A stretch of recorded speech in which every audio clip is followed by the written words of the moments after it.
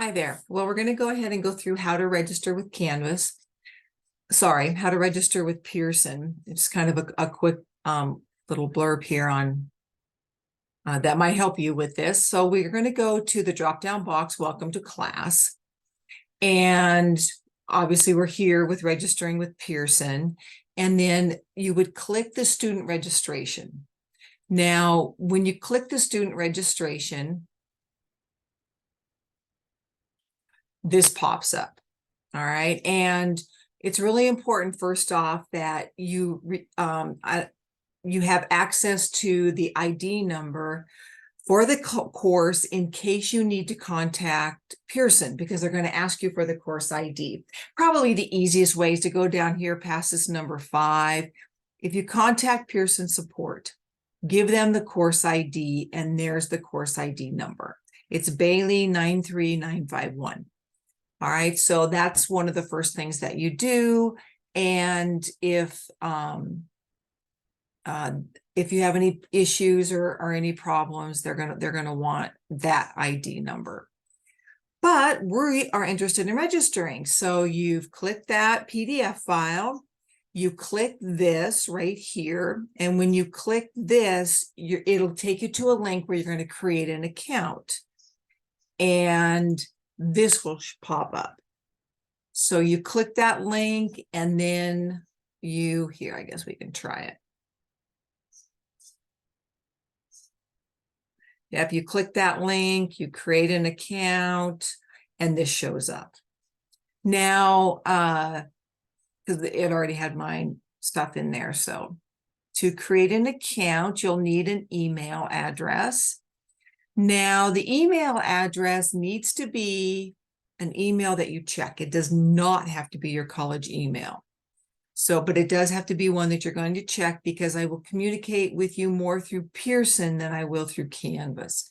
So I'll be using this email address to send you announcements and updates. So again, it doesn't have to be the college, just an email that you check. Your username, whatever. Password, I do not have access to your username and password, so if you forget those, you'll have to go through Pearson. Your first name and your last name need to be the names that you use when you registered with the college, because that's what's going to show up on my grade book, and I transfer grades from Pearson to Canvas for midterms and final grades. So I need to make sure I know who I'm transferring the grades for. So make sure that your first name and your last name correspond to how you've registered with the college for your Canvas account. Country, select your role. You would be a student. Keep me informed of products. You have to do this. I agree to the terms, but I would not click keep me informed of product related information. Then you create an account.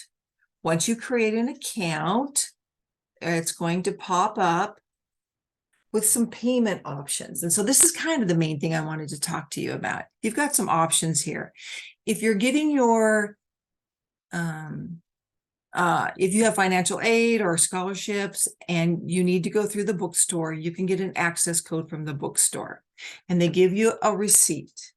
And with that receipt, at the bottom, they have a place where you go to find, you type in, it's a, I don't know, it's like a Red Book or something. No, I don't know if it's Red Book. I can't remember the name. I don't usually use it very often. But you go to that website and they'll send you a PIN number, and then that would be your access code, and you would use that. So you can use the bookstore. That's fine. You can use PayPal or credit card, which is a little bit cheaper. I guess it's $130. I thought it was only $100, but it's $130. Oh, excuse me. I'm sorry. That's for 24 months. So if you think that you may have to retake the course, then you could do the 24-month. Otherwise, here it is. I would do this single term up to 18 weeks, and ours is only 8 weeks. So this one right here, this $79.99 is the one that I would use for this course to get access. But if you don't have the money right now, you want to wait a couple of weeks, at the bottom of the page, and sometimes people miss this, is the third option. You can get temporary access without payment for 14 days. So let's say you're waiting on scholarships or an access code or trying to figure out this option over here. Just go ahead and do the temporary access without payment for 14 days. Click that and use it. You've got the money, you can just go ahead and do the $80 one for right now. And then it'll take you to Pearson, and you might want to bookmark that, this page that they're going to take you to, and there's a box, and it's got the name of the course, which is Math 0900. I don't know if I put section 1 on there or not, but it's online for summer. And you click on that and you get into your Pearson account. And I have another video explaining how to use the Pearson, but this is just to kind of get there. And this is really the main page I wanted to talk to you about, because it's easy to miss this temporary access down here at the bottom. And I wanted you to be aware that that's it.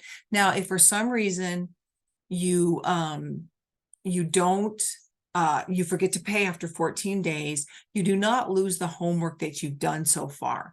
What they will do is they will warn you, you've got 7 days left, you've got 5 days left, or whichever. But what happens if you don't pay is that you can't get access. And I can't get access to your account. So I have no idea what you've done. And you can't get access, but once you pay, you get the access back, and the homework is still there. So it's not like you're going to lose everything if you don't pay within the 14 days. You have a little bit more time. And here's another big thing, is you have to allow pop-ups for Pearson. And I'll explain that when I talk about Pearson, but it's really important that you allow pop-ups. It's a lot easier to allow the pop-ups with the PCs than it is with the Macs. The Macs, you'll have to look that up.